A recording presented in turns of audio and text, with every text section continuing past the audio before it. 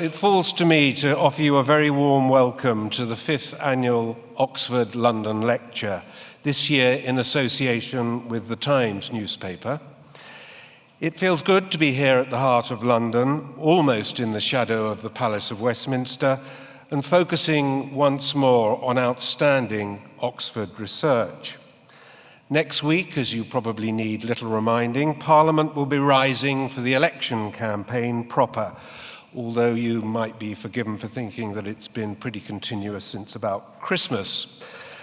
When it does officially start, politicians of all stripes will of course be out on the stump, knocking on doors and talking to, or is it at, the voters, we the voters. It is of course a long-standing electoral tradition. A conversation which perhaps has less of a pedigree is that between politicians and academics. Increasingly, though, governments internationally realize the value of data-driven policymaking. When the challenges that face our 21st century society are so complex, from antibiotic resistance to climate change, we cannot simply just rely on soundbite and gut feeling. Sound academic research should underpin our decision-making. Food has been one of the most basic problems for legislators throughout history. Nations that could not sustain a healthy population were not likely to prosper. That's still true today. Indeed, if anything, the problems have perhaps become more pressing. How do we grow enough food? How can we ensure that there is equitable access to it? How do we make it climate resilient? How can we ensure that the food we do produce is good for our health? That's why we're so pleased that the University of Oxford should be pioneering so much work in this area, important work.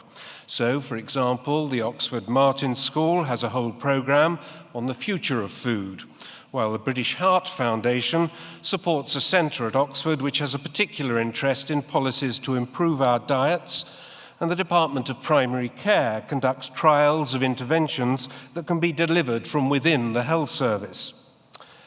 So that brings me to tonight's topic and tonight's speaker. There are perhaps two strands to what we're being asked to think about tonight. Firstly, there's the whole issue of what we are eating and what we're feeding to our children. There's something wrong. Everybody knows there's something wrong. Governments know it, doctors know it, campaign groups know it. So why is more not being done about it? Sometimes just knowing there is a problem isn't enough. And therein lies the second, a more philosophical point. It's about freedom of choice and the role of government. I might have driven here tonight.